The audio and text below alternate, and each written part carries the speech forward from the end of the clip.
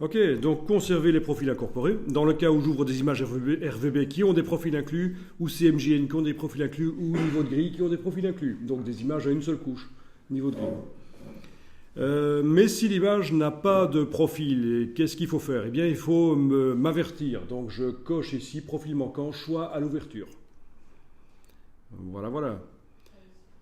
C'est tout ce qu'on va cocher ici, je pense, parce que choix à l'ouverture. Est-ce qu'on veut que, quand le profil est différent du Adobe RGB, est-ce qu'on veut... Ben non, puisqu'on a demandé qu'il ouvre l'image avec le profil inclus, en tenant compte du profil inclus dans l'image. Donc, on ne va pas cocher choix à l'ouverture ici.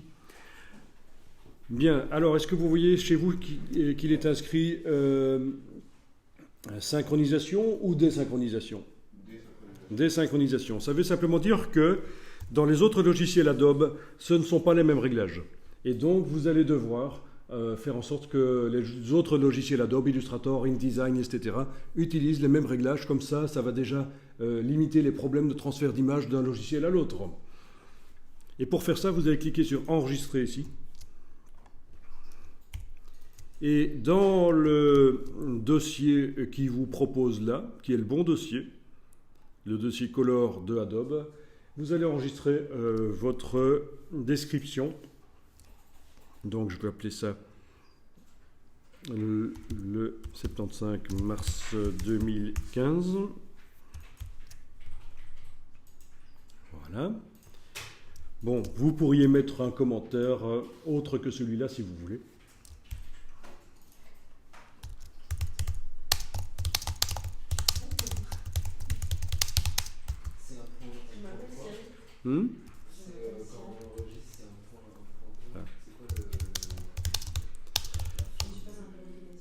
Donc c'est un point, c'est celui qui décrit les réglages couleurs de Photoshop en fait. Oui, bien sûr, mais la sauvegarde en fait elle font genre par point .exe, ils font un PSD, je sais pas le mot exact. Tu veux dire quand on enregistre ça, le point CSF là? Donc c'est un point color setting, hein, donc c'est les réglages couleurs, c'est juste à destination uniquement de la boîte ici de réglage couleur. Hein.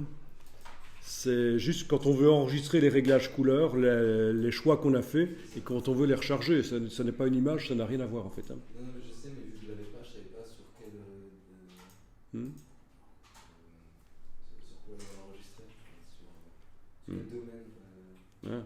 Ah, quelle extension? Ah, tu ne voyais pas l'extension? Exactement. Vous ne la voyez pas?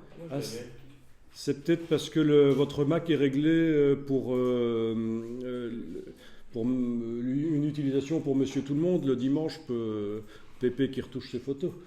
C'est-à-dire ne pas voir les extensions, mais on va voir si on peut les faire apparaître peut-être. Et si vous allez au niveau du Finder, dans Finder Préférences, au niveau du Finder, dans Finder Préférences, est-ce que dans les options avancées, vous avez la possibilité de cocher ceci? Afficher toutes les extensions de fichiers. Vous le cochez, comme ça c'est l'utilisation professionnelle d'un Mac. Voilà, les extensions vont apparaître. Au niveau du Finder, dans le menu Finder, Préférences, et c'est les options avancées. Sur Windows, vous avez le même principe. On peut faire apparaître les extensions, mais oui, c'est à peu près le même principe. Il y en a qui travaillent sur Windows ici? Non? Oui? Personne ne travaille sur Windows, donc je ne vous montre pas comment faire sur Windows pour faire apparaître les noms des extensions. Ok. Et donc voilà, j'ai enregistré le panneau, donc la description du panneau. Pour l'instant, je suis avec ce paramètre-là, le 75 mars 2015. Ok. Bon, donc si tu n'arrivais pas à enregistrer, c'est parce que tu avais tenté d'enregistrer en mettant un slash dans le nom du fichier. Donc des underscores ça marche, mais des slash comme ça, il ne faut jamais faire ça, parce qu'en informatique, c'est ce qui indique qu'on passe d'un dossier à un sous-dossier. Voilà. Bien, à partir de là, on va aller dans Bridge. Est-ce que vous avez Bridge qui est installé? Oui. Bien. Et dans Bridge, vous allez dans le menu Édition, paramètres de couleur. Et alors, dans la liste des paramètres couleur ici, vous devriez trouver celui que vous avez enregistré. Où est-il? Là, voilà. Test pour le cours de colorimétrie au 75. Et je clique sur Appliquer. Et là, ça veut dire que d'un coup, tous les logiciels Adobe ont ces réglages couleurs.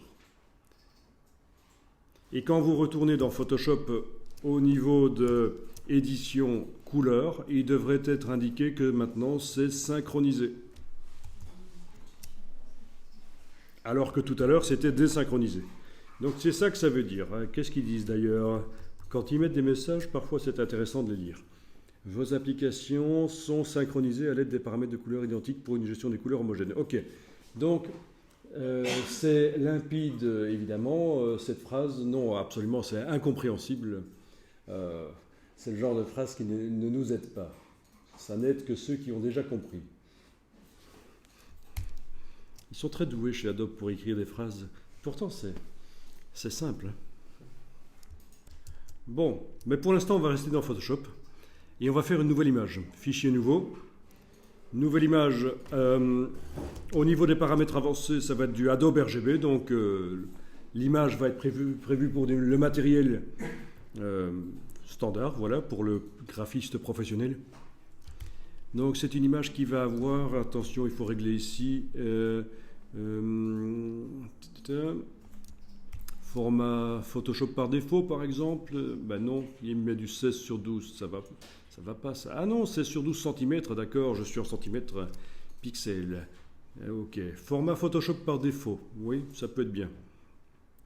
Donc ça me fait 1890 pixels sur 1417 à une résolution de 300 pixels par pouce, mais on verra plus tard que la résolution n'a aucune importance dans Photoshop.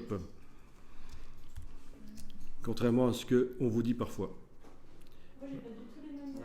Non, parce que vous n'êtes pas dans le même Photoshop que moi en fait. Vous avez combien? 16 cm sur 12. Non, c'est 454 pixels. 454 sur... 40. Ok, c'est bon aussi, mais vous pouvez mettre ça si vous voulez. À peu près, ça n'a aucune importance tant que vous avez des pixels dans l'image, puisqu'on va tester des couleurs de toute façon. Donc la netteté n'a pas beaucoup d'importance. Donc une image de 10 en pixels, hein, voilà, comme ça chez moi. Ok.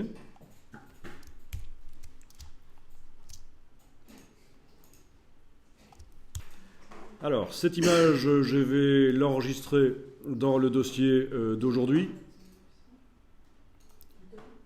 Faites un dossier pour aujourd'hui.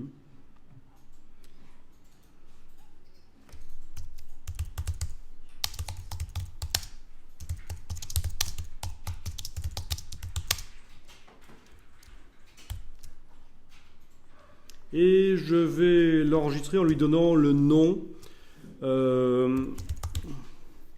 Un nom qui indique pour quel matériel elle est prévue. Image en Adobe RGB. Et je peux même préciser, c'est un peu bête, mais quand même pour l'exercice c'est bien. C'est une image RGB qui est en profil Adobe RGB. Ou alors on pourrait dire pour sortie du matériel Adobe RGB. Voilà. Une image RGB qui est prévue pour être sortie sur du matériel Adobe RGB. C'est ça que ça veut dire. Quand on dit que c'est une image avec un profil Adobe RGB, ça veut dire qu'elle est prévue pour être sortie sur du matériel Adobe RGB.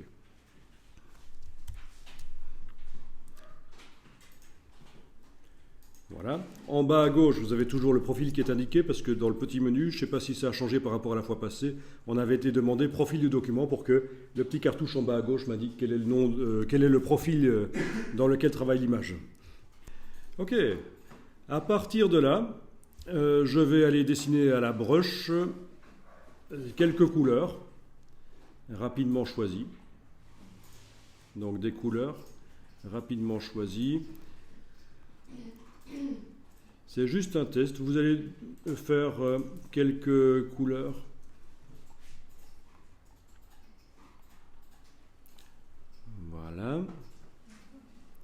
OK. Ben oui, les couleurs unies, ce sera plus facile pour aller mesurer après.